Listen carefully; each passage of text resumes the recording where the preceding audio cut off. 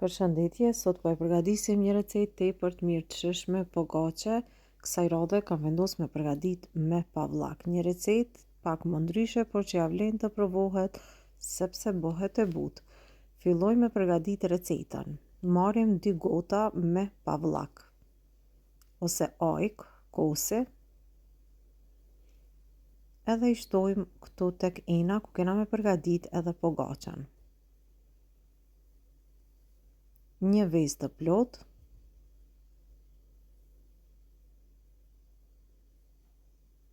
dy lugë të mesme kryp, një lugë të mesme të mbushur plot me sodë buke, soda bikarbone. Vazhdojmë i përzim përbërëset e pastaj shtojmë edhe mielin krejt në fund duke e kontrolluar.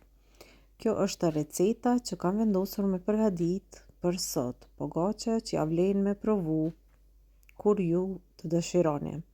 Mielin e hedhim gradualisht nga pak derisa brumi të trashet. Brumi i pogaçës nuk duhet me qenë i fortë, por duhet të jetë i butë. Krejt në total do ju them se sa miell mu desht për ta përgatitur recetën. Pra gradualisht nga pak e shtoj mielin edhe e përzi me lugë derisa të filloj të trashet. E pastaj krejt në fund vazhdojmë edhe e përzim me dorë.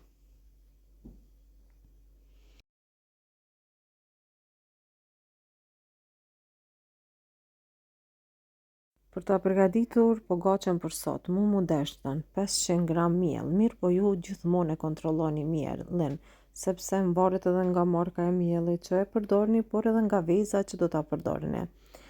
Edhe shtoj miell në tavolinën e punës, vazhdoj me ngjeshim pogaçën kështu për 3-4 minuta, po e vreni brumi pra është i butë, ngjitet mirë, po i shtoj miell duke e ngjesh, duke i shtuar nga pak miell që të ngjeshim pogaçën, po edhe t'i japim formë brumet. Edhe kështu pasi që ta ngjeshim, vazhdojmë edhe i japim formën e rumbullakët, pastaj formën e pogaçës. Furrën e shporetit e kam lshuar që të nxehet në temperaturë 220 gradë. Gjithmonë duhet që furra të jetë e nxehtë para se me shti me e pjek pogaçën. Lshoni furrën kur filloni me përgatit brumin edhe nxehet pra furra. Tash pasi që e kemi gati, e vendosim në tepsien për pjekje.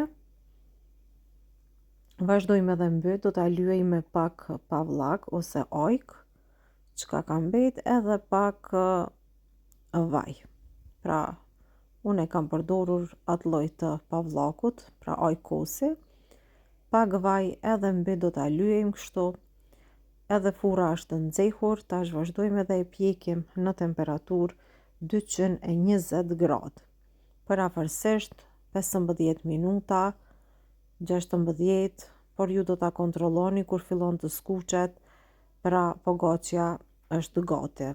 E tash pogaçja është pjekur, është e nxehtë, mundeni kështu veç me mbulu, e keni të gatshme për pak minuta. Nëse e doni pak më të butë, e lyeni me pak djalpë mby, edhe e leni për një 2-3 minuta, pastaj mundeni me fillu me hangër.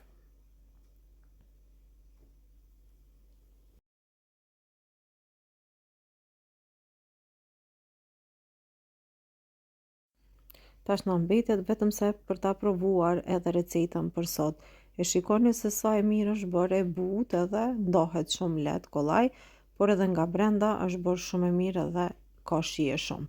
Provoni recetën, mund ta shoqëroni me pak çaj, me djathë, me lang, me speca, gjizë, çkado që ju mendoni me përgatit.